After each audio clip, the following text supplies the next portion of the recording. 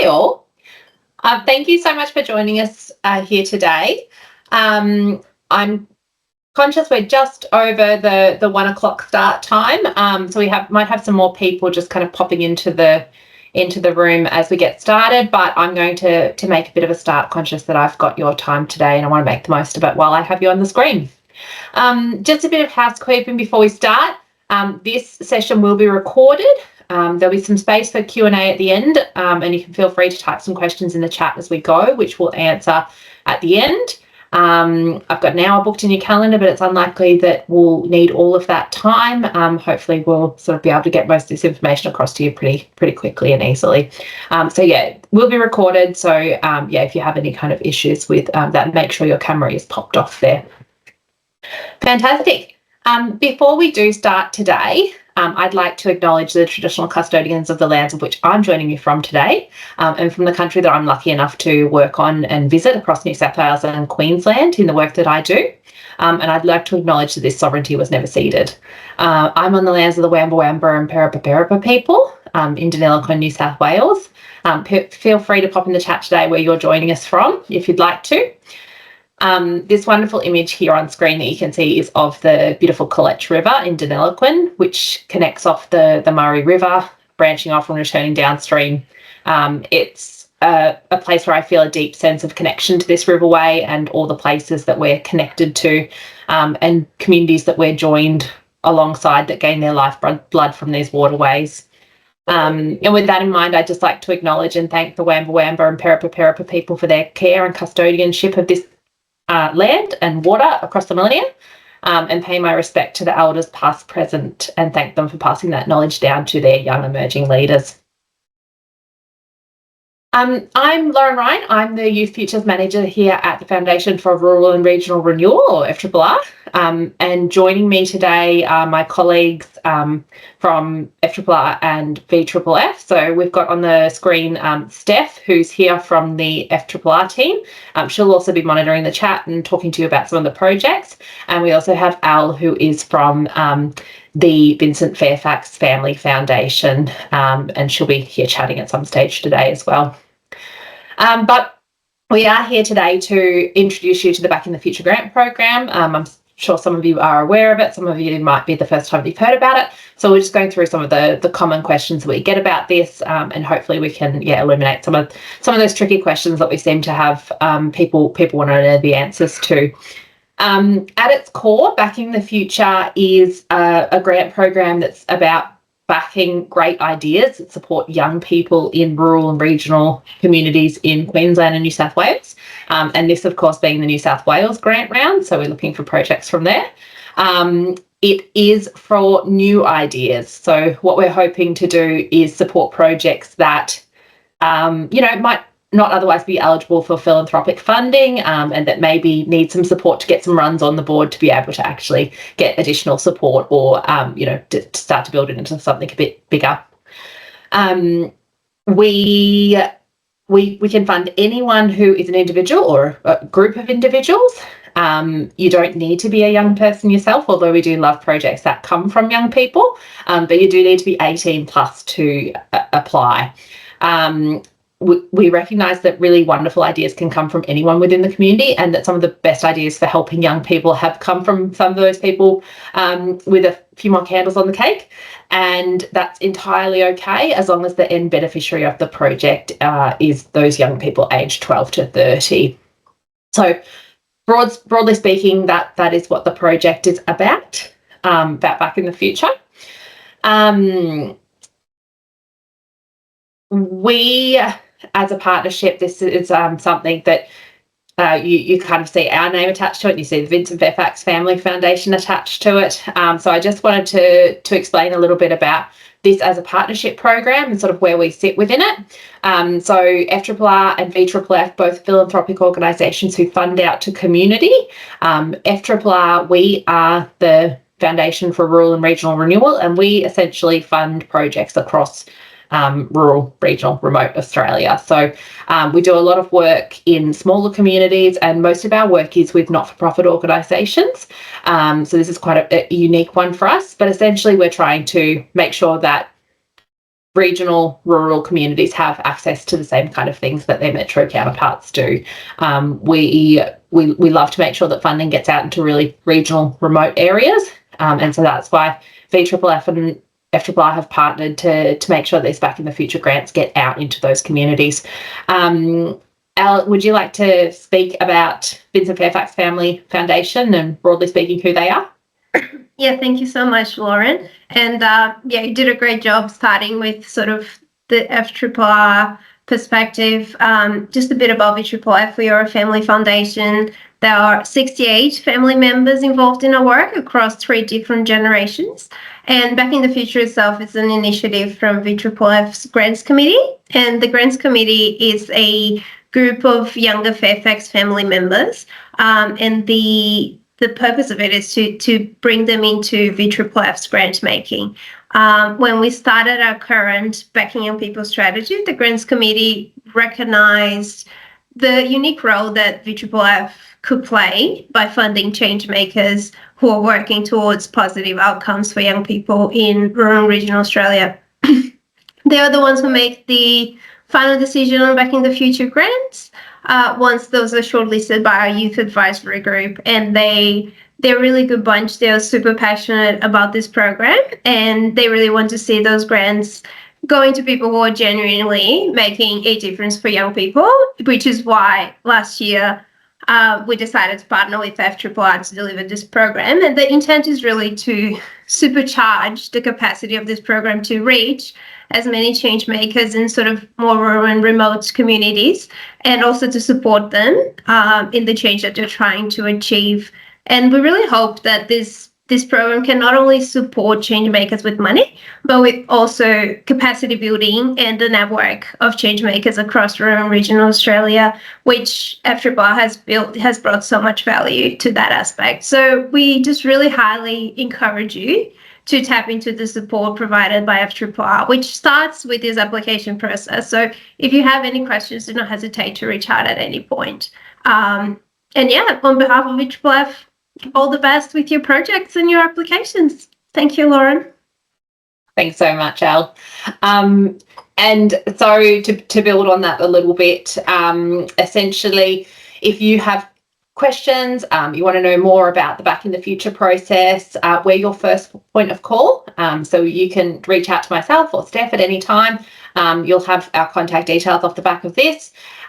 We can help you out with advising whether your project's in alignment, or if there's anything that we might be concerned about.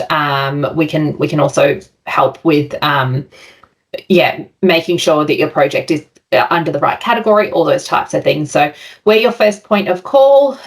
When you apply, you'll do apply through the Vincent Fairfax Family Foundation's website, but most of your correspondence will be with us. If you are lucky enough to be successful or be shortlisted, VFFF will handle that side of things. So you would have a bit of contact there with the team there at VFFF. And then if you were successful as one of the very final 10 change makers, you'd be handed back to us, and we support you throughout the journey with some check-in points and some small capacity building projects. So that's kind of who's who in the zoo and who you need to reach out to if you have any questions that you want to talk about.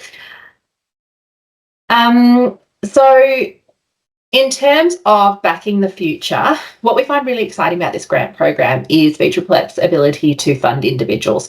It's not something you often see in philanthropy outside of the fellowships or scholarships and that type of thing. It's also can be really difficult to find funding for those really early stage ideas. If you don't already have runs on the board, it's hard to get funding. You can't get funding until you've got those runs on the board. You can't do that until you get the funding. So that really chicken and egg situation. We recognise that. We understand how difficult that is. And we also know that everyone that's had a really wonderful idea that, we've seen grow into something amazing and sustainable and long term has told us how difficult those first few years were when they were trying to get that first support, just to test something, to see if it works, to see how they could do it better. And so this really aims to fill that gap there. So what we're looking to fund are projects that are new, early stage ideas, and that are from individuals or small groups of individuals. So if there's a couple of you with the project, in mind, or 3 people that are delivering a project in a community together, you can apply as sort of a trio or a couple of people. It's very versatile funding, so we can fund all kinds of things from salary, research, project costs. We understand that you need to be paid to do the work sometimes, so there is the ability to have that as part of your project budget to make sure that you can sustainably deliver a project.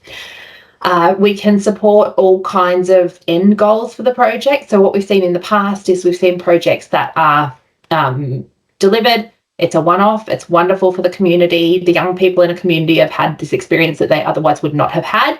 And that's kind of where it lands and where it ends.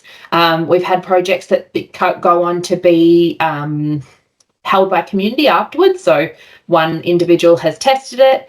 There's great community enthusiasm for it, and it's adopted by other people in the community and sort of goes on existing under a pre-existing kind of structure or entity. We've also seen projects that are the pilot to become something bigger. So we've seen projects that become sort of social enterprises, or the individual turns it into sort of a charity structure or a business structure, and that they're able to develop it and deliver it beyond the funding because they've kind of made it sustainable through developing the concept with the Back in the Future grant. So all kinds of different end goals, all valuable. We can support all of those. The other sort of uniqueness about this project that I always like to refer to, because I think it speaks to the real intention behind this grant program, is that it's backing great ideas by the little leaders within communities. So we know from working within the rural context that there are quite often those people within communities that have those really great ideas. They're getting things done quietly. They're creating impact for young people. They might not know themselves as change makers, but when you kind of look at the work that they are doing, you can see that they are creating that great impact for young people. And so Backing the Future has the ability to support that and make sure that we see more of that throughout the community. It's one of those opportunities because it's individuals too. You don't need to have an organisation already formed. So it's totally okay to just kind of be getting their grassroots, getting projects delivered. You don't need to have the backing of a charity or, DGR status or anything to get that philanthropic funding via the Back in the Future grants. The other really interesting thing is that we're up to sort of cohort, I think this is about cohort 7 for us now. So, that's almost 70 change makers across New South Wales and Queensland. We are starting to build a really nice little network of these individuals who are doing great work across the country. We are seeing off the back of this connections and collaborations between the different change makers. Within certain areas, we're seeing little bubbles of community change makers who are kind of working together. Beyond their projects, they're working to see what other impact they can continue to create. And so there are sort of structured opportunities via this program and check-ins and capacity building opportunities for you to connect with those other change makers and really start to enhance your collaboration and project delivery together. So that, in a nutshell, is kind of Backing the Future. I know that there are always questions about yes, my project benefits young people. I'm an individual. It's a new idea. Will it still sit within the fundable project ideas? And so there are 4 focus areas, which I'm going to throw across to the lovely Steph Pearson to talk about and give you a bit more context about what those 4 focus areas look like. Hi everyone, and thank you, Lauren, for the beautiful mic/baton passing. So these 4 focus areas came about from consultation with the youth sector and also the younger members of the Vincent Fairfax Family Foundation. The purpose was to determine really where VFFF could best add value to the lives of rural, regional, remote young people. These are also areas, these 4 areas that you're about to kind of see laid out, are also areas that aren't necessarily funded at that really early ideas stage by other philanthropists and by government, kind of what Lauren was saying before. So it's an amazing opportunity for early stage initiatives, things that are under 3 years old, to really be fleshed out, ideated, tested and piloted. So the first focus area is decent work. So these are projects that focus on meaningful employment opportunities, which come about through building the skills and capacity and confidence of young people to secure work that is valuable to them. So our grantees over the past few years have connected to this focus area in a number of ways. This is just 5 examples here on the screen, and there are so many more. But to start off with, we've got Studioversity, we've got Creative Careers, Bringing Youth to Regional Events, Igniting Torres Strait Youth Entrepreneurship, and Island Guardians. Just to highlight a couple, the first one is Bringing Youth to Regional Events. This is Robin's project in Queensland, where she, as an applicant, really asked the question, what does it look like to meaningfully equip young people for the future of the event industry? And what the answer looked like was equipping young people in a really practical way with certificates in event management and production, and them kind of jumping in the deep end of active events happening in their area. And then also what Robin was dealing with and kind of ideating was, what does this look like to scale broader in the region that she was working with? So starting with the Sunshine Coast and then growing that out to other festivals and events in the region. A second example for you today is Dennis up in the Torres Strait, who is focusing on entrepreneurship for the young people there in high schools. These are in traditionally less resourced areas, and so really when people are creating ideas for businesses and employment opportunities, a lot of it is about the hustle, and it's about, okay, what is an immediate gap, business gap, community gap that we need to fill, and how could this strengthen the local economy as well as build the skills of young people? So the amazing thing is with Dennis's project, there's also a great theme, which we'll talk about a little bit more, of like cross-cutting overlaps between the focus areas. There's a strong theme of sustainability in his business, and kind of making sure that stewardship extends not only to the business but also to the communities and islands that they live on. So to wrap up this focus area, some things to really think about are, what are some career opportunities that young people are wanting to explore in your area but haven't necessarily done yet? What are the knowledge training gaps? What is some work that they, or skills that they have that they might not have been reimbursed for in the past? They might have been volunteers and they kind of are able to contribute, but no one's able to resource them or pay them to do that. You might be commissioning the first ever artwork of this young person that they've been paid for. So yeah, just really think about those like rich practical experiences that aren't just, resume stacking for young people. They're really building skills, confidence and capacity. So the second focus area is caring for the environment. And this focus area is where young people have opportunities to participate in the green economy to gain new environmental skills, knowledge and networks. These are projects that facilitate youth-driven approaches to environmental challenges. So solutions at that really local level, led by or designed with young people. So we've got Circular Youth, Young Change Makers, Grow the Future, Bioluminescence on the Far South Coast, and Indigenous Botanicals in Southern Country.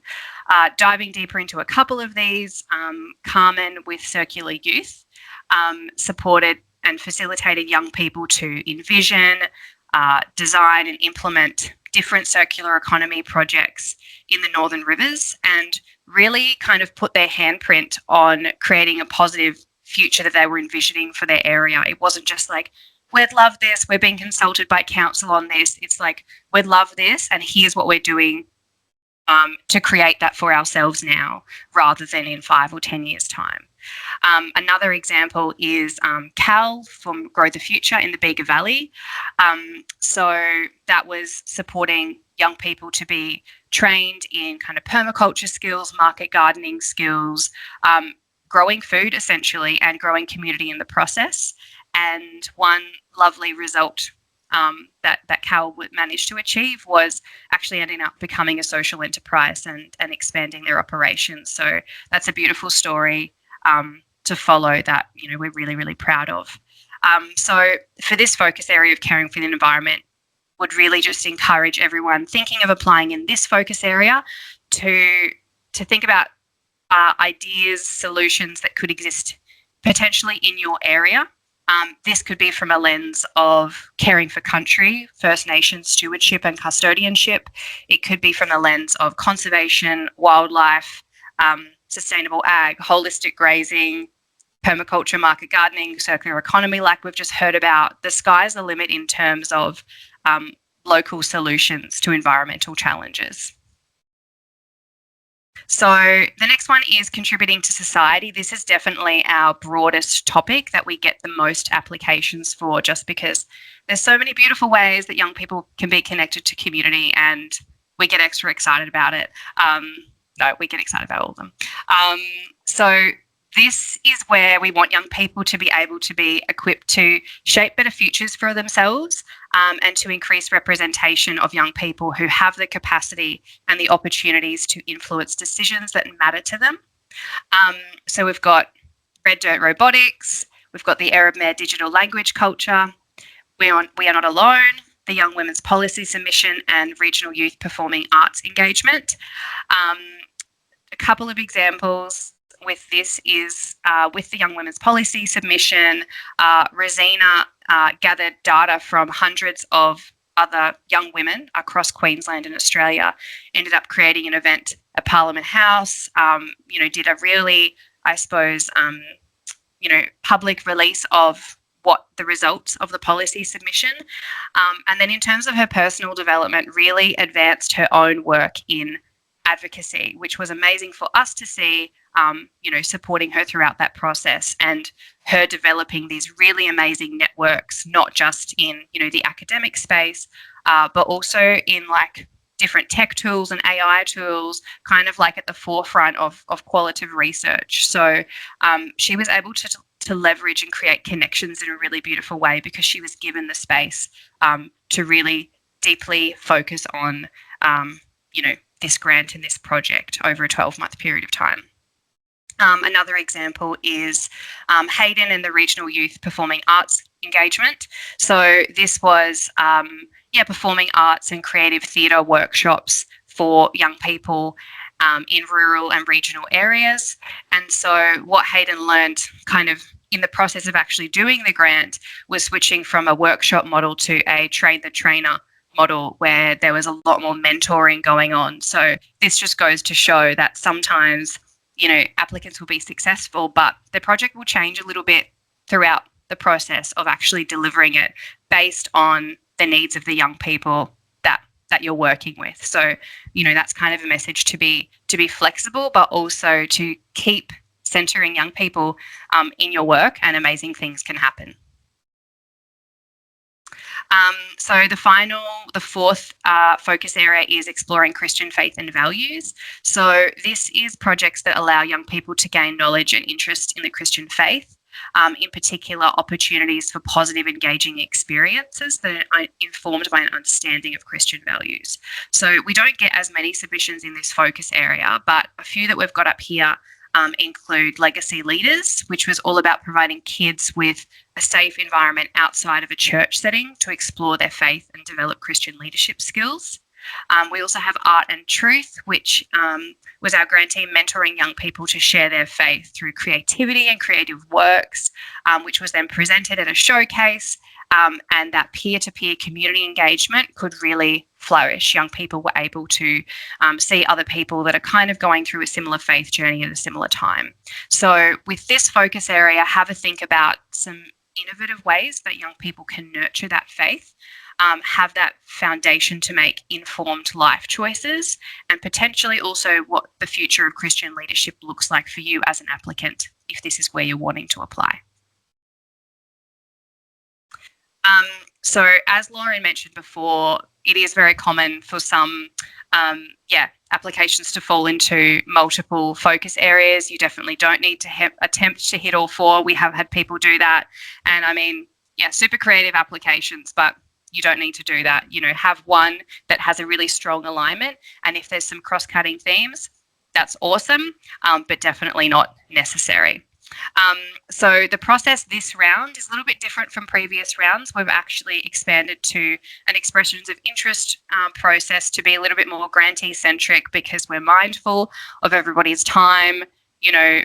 there's not heaps of people that are professional grant writers that just like love doing this stuff day in and out. So we want to make sure that your time is best managed on doing the work and the things that you're doing day to day. So expressions of interest close on the 28th of July.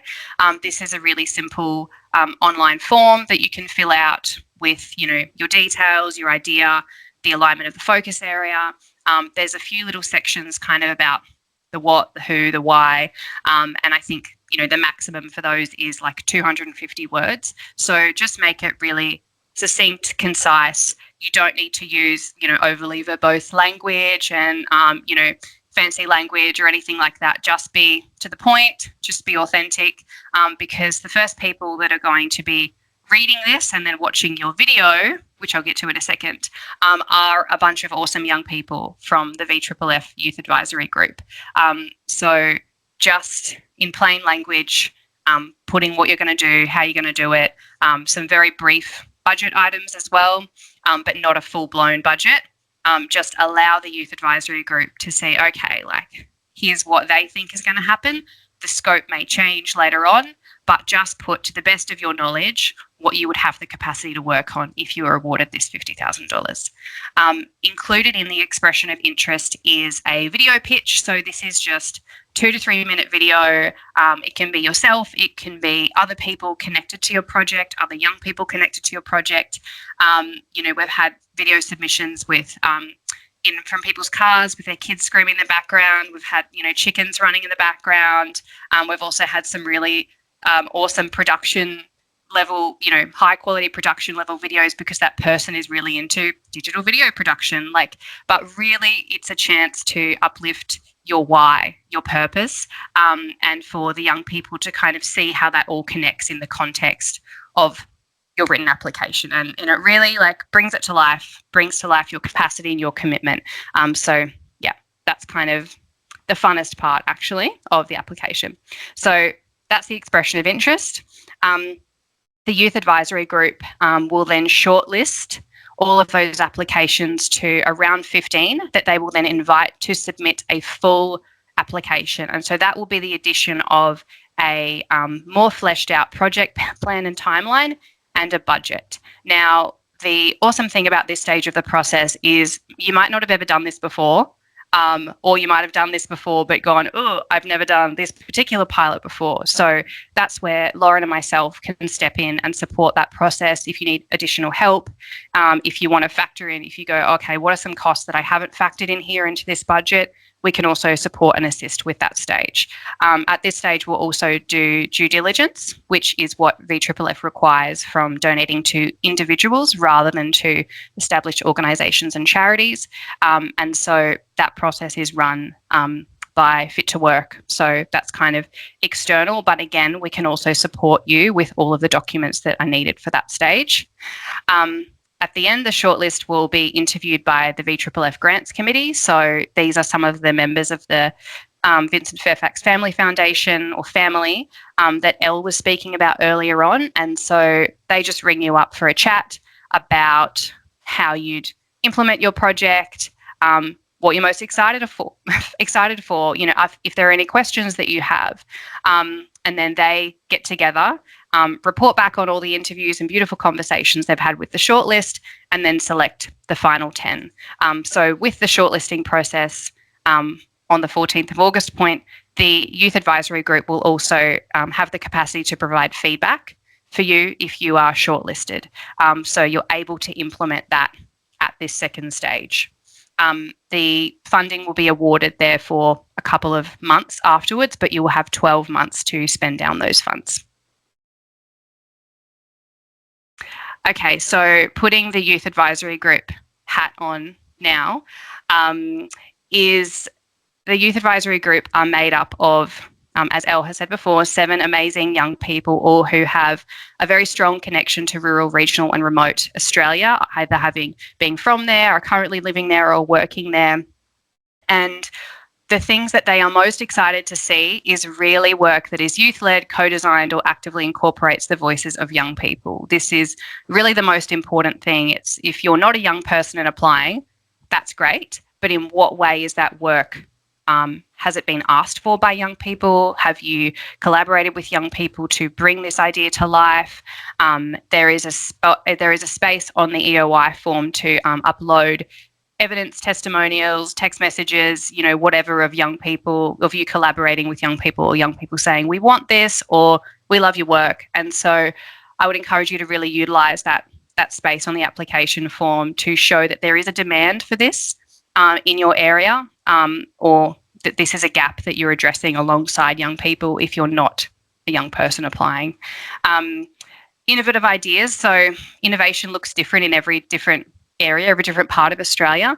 But, what's something that hasn't been tried before, that you might have this spark that you've just been wanting to do for a while? The Youth Advisory Group love to see that kind of thinking outside of the box. Things that elevate the voices of young people, things that are really connected to the areas that young people are living in. So kind of place-based solutions are usually rated quite highly because the networks are already there. There's already an impetus for change and a drive to change from the broader community. So often that's a really important success factor. And then just that personal growth piece of, either for the change maker, the grantee themselves, or for the young people that they're working with. And the scope of that can be you yourself as a change maker, or it could be, you might be impacting 8 young people, you might be impacting 80. But the point is that capacity, that personal transformation is really valued and really strong. I think that's the end of my slides. So I'll pass you guys back to Lauren. Thanks. Thanks, Steph. Steph also has wonderful experience understanding what the Youth Advisory Group require. She is an alumni of that group herself, so really great at knowing the kind of things that they really excites them and what they really like to fund through the Back in the Future grant program. Building on that, some of the learnings that we have had from previous grantees that I always think it's worth noting because they are things that have perhaps tripped up previous grantees. And the YAG are sort of super aware of that and will be sort of looking out for it. So some things to think about are your project partners. We've seen in previous applications applicants who say that they're going to work with a certain number of schools and that they've, picked them out on a map and this is where they'll go if they've been funded. You need to show evidence that you have actually engaged with those schools and that the schools do have will accept that if you are funded. We've seen projects where the applicant has said, I'm going to go to these schools and have a free offering. Of course, they're going to want me to come. And then when it actually comes time to deliver it, schools can be really difficult to get into. So unless you have that one-on-one connection with them, unless you already know that you've worked with them before, you have that buy-in from them, it's not going to be as easy as what you sort of initially think. So that's one of the big roadblocks that we've seen in the past. And so therefore it's one of the things that the Youth Advisory Group will be looking for if you're working with schools, that you actually have spoken to them and that, if this is funded, they will, allow you to come and deliver a workshop or work with them or work with their young people. Of course, that can just be sort of in principle support. We recognise that a lot of the time they won't say a formal yes to something until they see the whole outline. But at least if you have reached out to them, they have tentatively said, yes, that can be evidence. And then we would just like to see at the final application stage that documented support. For initiatives that also require other stakeholder buy-in, again, the same thing. Don't always assume that because you're delivering this project that you think is wonderful for free, often that community will, immediately jump on board. You need to show evidence that you have consulted with anyone that will be a potential stakeholder. For example, if you are planning to deliver some sort of initiative in a community and you're going to need council on board to help with some of the advertising or to connect you with other people, you need to have shown in your application that you do have that buy-in before you actually are funded. Again, one of the things that we've seen from previous applicants is the planning the end from the start. So we understand that some projects are just going to be the 12 months, they're going to be funded, and it's going to be a one-off, and that's totally fine. If you have aspirations for your project to exist beyond the first 12 months, we really encourage you to start looking at the end right from the beginning. The 12 months goes very, very fast, and we encourage you to start thinking about what might success look like at the end of the funding period. So if you are hoping that it becomes a social enterprise at the end of the 12 months, or if you are hoping that you can start pitching to other philanthropic organisations for funding at the end of it, these are things that you should be thinking about in your project design, and what steps do you need to take to make sure that at the end of the 12 months you are ready to take that next step, and so that the runway between those things, you don't want to get to the end of this 12 months and then have sort of a really lull period because you've got no more funding, or you don't have the necessary things in place to take that next step. Whether that could be, if you need to get some evaluation documents done, if you need to make sure that if you want to create some kind of entity or structure, you might want to build into your budget some budget for some advice about whether the best entity for you is a charity or a business. And so just making sure that you have a bit of a consideration for where the project wants to go at the end, and how you're going to make sure that you're placing yourself in the best position at the end of the 12 months to make that happen. We can do a little bit of support with the capacity building around, what those steps and what those pathways are.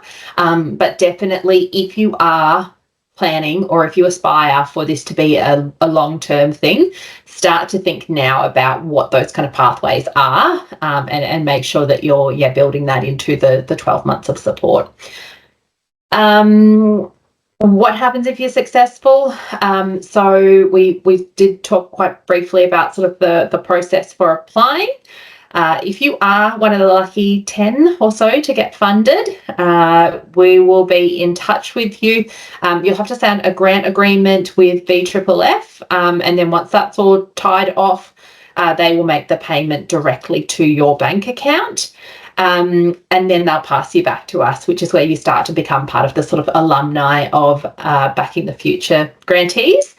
We have an initial meet the cohort kind of online meeting. So one of the things we heard from our grantees is that it's really nice for them to be able to meet everyone else that was funded that grant round, because quite often there are opportunities for collaboration. You're working across similar focus areas, looking to achieve the same kind of goals, and it can be nice to understand if there's other people you can work with, or that you can work together, and learn from. So we have an initial online meet the cohort. Wonderful if everyone can come along to those when those are scheduled. There is a midpoint check-in, so myself or Steph will meet with you to midway through your grant period, just to check in, see how things are going, if there are any roadblocks that we can help out with, or if there's any kind of changes that need to be made to your project. And then at the end of the 12 months, there's a short acquittal form. It's not too arduous, that needs to be filled out. Basically just what happened, what's the impact, if there's any kind of wins that you should tell us about, because of course we'd love to report back about the incredible impact that it's had as a program, and just sort of an outline of where those funds were expended. Then following that, we have a roundtable of that grantee cohort, where we just talk about as a cohort, sort of what things went really well, what we could improve on, where more support is needed. We're constantly on the lookout for opportunities for us to improve the program for the next grant round. And so those roundtable and touch points really help us kind of build a big picture of what we could be doing to better support. It can also be an opportunity for us to understand what next for the successful grantees, so that we can put you into touch with, if there are additional funding that might be suitable for you, or additional pathways that we know of that might be helping you to achieve your goals. So that's all just to say that, if you are funded, there are some sort of touch points that we do expect you to attend. It's not just a simple, here is the funds and come and talk to us again in 12 months. Steph and I are also completely available for applicants throughout the process too. So, if there are sticky points along the way, we're always happy to help unstick where we can. So 12 months to deliver the project, and then acquit, and that's kind of what that process looks like. What can and can't be funded? So this is probably the biggest thing that we kind of get questions about, the most inquiries that we get through at FRRR is, what can we fund? Pretty simple list of what is eligible. I do want to highlight that it is projects that are new ideas or that have been in development for under 3 years. All kinds of different things that can be funded. We can fund, research, wages, all kinds of things. Things that are ineligible are projects from registered charities or organisations. So there is a little bit of a nuance to this. And we do, this is probably the biggest one that we get questions around, is my project eligible? Is it attached to an organisation? If there's any kind of, if you're not 100% sure and it's not totally clear, feel free to get in touch with Steph or myself. But I guess as a bit of an explainer about this, we can't accept applications from these, from an organisation, but we can accept them from individuals. We recognise that sometimes you get a great idea because of the context of which you work in.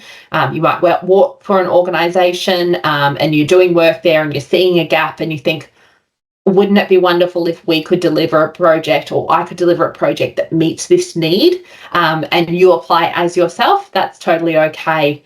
I think one of the biggest ways, the easiest ways, I guess, to understand if it's you or an organisation is if we were to advertise that someone got this application, could you put your name to it, and can you put your face to it, and say you are the person applying, you are the person who is receiving the funds, and that's usually a pretty clear indicator of whether the application is coming from you as an individual or an organisation that you're involved with.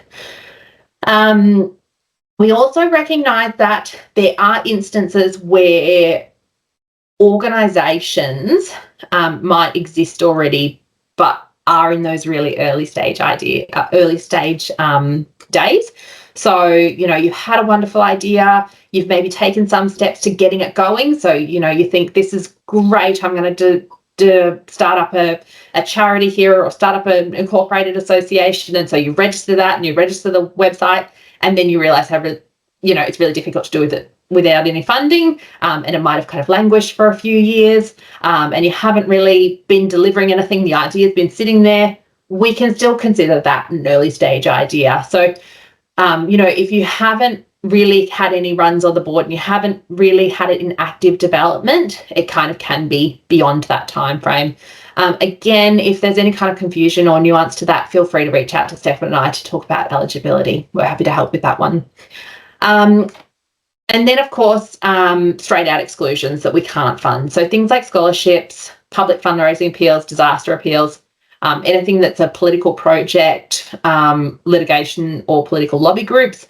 One of the recent things that we've seen coming through, or we've seen a lot of questions about, is can I employ a single young person under kind of the heading of decent work?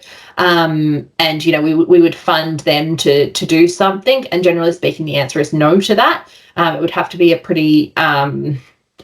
very, very specifically tied to the delivery of a broader project. So that's kind of one that I've had a lot of inquiries about recently. And if you think that maybe your project fits within that, please give us a call and we can have a chat about that one as well. Some frequently asked questions. So can only young people apply? No, we can have anyone. You just need to be 18 plus. So obviously to receive the funds, sign the grant agreement, you need to be an adult. So you need to be that 18 plus. You might be a young couple of individuals. So you might have someone who is 18 plus working very closely with some younger people. That's fine, as long as that sort of one individual can hold the funds and be the responsible person, and that would have to be a person over 18. And then, of course, the project just must benefit the young people aged between 12 and 30. Community eligibility. So essentially anything outside of Sydney. We get questions about where Sydney is defined as. In the guidelines, there's an interactive map that you can click through to on the ABS website. And there's a nifty map there that shows in dark green essentially the border of sort of what is considered Sydney in terms of remoteness. Essentially any projects outside of that are fine. We also get questions about, you might live in a capital city but are delivering a project in a rural or remote region. That's okay, you're totally still eligible. You just, again, need to show that you've connected, consulted with, and spoken to the community that you're proposing to work in. Again, going back to that kind of stakeholder engagement, making sure that if you are funded here, that they actually want that there, and that, you're not going to have trouble finding communities to get on board. Part of an organisation, can we apply as an organisation? So the answer is no, organisations cannot apply. And again, just kind of going back to that, if you work within an organisation and you've developed the idea in context of your work, you can apply yourself to deliver the project under your name, completely separate. That's fine. And then obviously those very first steps are still okay, as long as you haven't been in active development for those more than 3 years. The grants are $50,000 straight, so you don't need to come in under that. Sometimes we see people who apply for, $20,000, $30,000, being quite conscious of funding. The grants are $50,000, so you don't need to budget under that. We'd like to see the budget come all the way to that $50,000, and there are up to 10 grants in this grant round. The funds will become available in January as one lump payment. So it just gets paid straight as one payment. There's no sort of progress payments or anything like that. The funds are paid to an individual. So they can be paid direct to your personal bank account or a business bank account if you have one. There are options for the funds to be paid to and held by an organisation if needed. So we understand sometimes you can feel a bit perhaps uncomfortable with holding those kind of grant funding yourself in your personal account. And if that's the case, there are some options where we can work with you to find an auspice organisation that can perhaps hold those funds, or a partner organisation that might be willing to hold those funds for you.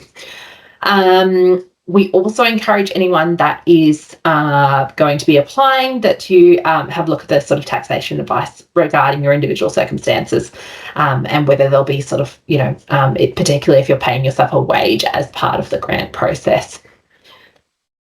Future grant rounds, so it's an annual grant round. The New South Wales grant round will open again mid-2026, and the 2026 Queensland grant round will open in early January 2026. So, it'll circle back again. And that's it from us.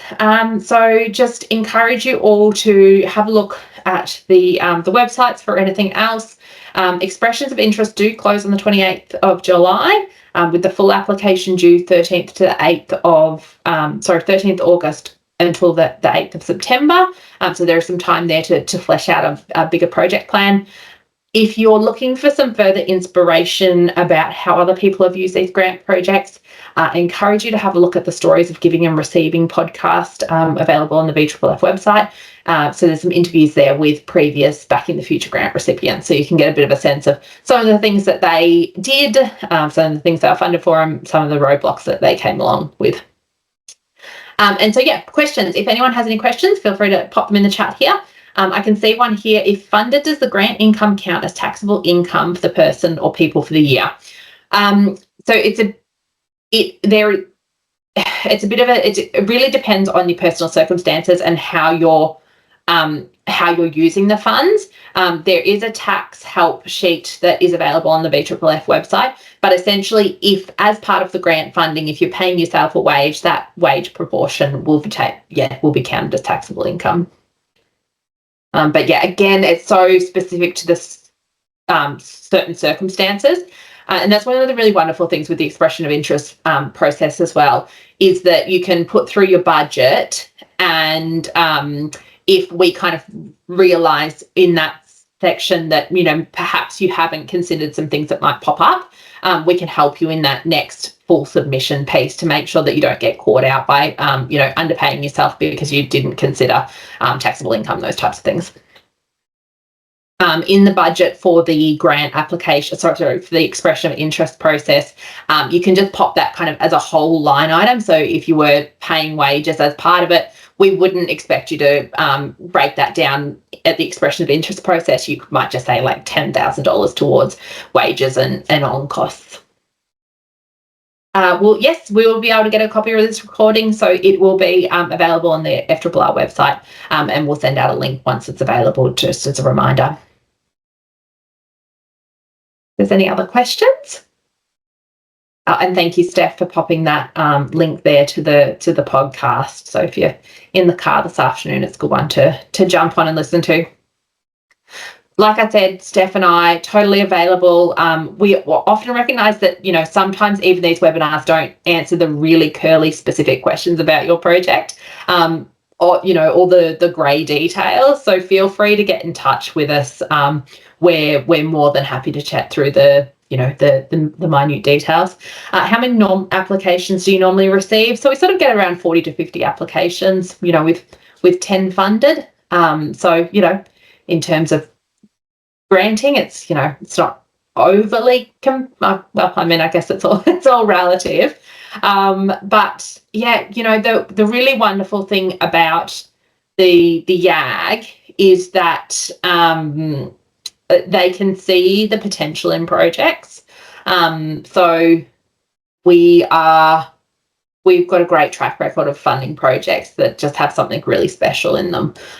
So if your application is quite strong, or if it has something really special and has the potential to really impact young people, the YAG are pretty good at spotting that and funding those kinds of projects. So yeah. Yes, Steph. So potentially, it's hard to say. Grant rounds are always pretty tricky. I mean, sometimes they're much higher than that, sometimes they're much lower. And I think too, being able to call us and have a chat, we're pretty honest about whether we think your project or application will be successful. We're happy to tell you if we think that you've got a good chance of potentially getting funding or not, or, you know, whether it's maybe not the right fit for you. So you can always feel free just to give us a call before you go through the expressions of interest process. Lauren, there's also a question in the Q&A section from Monique. Oh, fantastic. Well. Sorry, Monique. If you want to have a look. I can see the Q&A section there now.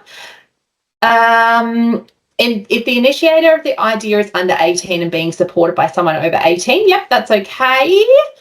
It would just, there's a bit of a grey area here. I think if the main idea generator was the young person, this probably isn't the right fit for them. But if they were just kind of a project partner, so say if I was working with an under 18 person and we were delivering a project together and they were coming up with fabulous ideas and putting in their youth input, but I would be the applicant, it would be my name on everything. I would be put forward as the person who is delivering the project. That's kind of what it would look like. But if we felt that the idea was really that young person's idea, and the adult was essentially just kind of auspicing it, it's probably not the best fit. But encourage you in that kind of conversation. We can have a chat about that, Mon. There are alternatively some other funding opportunities that we could potentially put them in touch with that might be a better fit for someone who is under 18. In regards to the 12-month period, the starting date to commence the project is 12 months from the receipt of funds. So 12 months will be basically next calendar year, start of January to December 2026. Fabulous. I feel like that might be the questions. As I said, feel free to reach out to us. Always happy to chat about the specifics of projects. Thanks so much, team. We'll switch it off now. Thanks for joining us.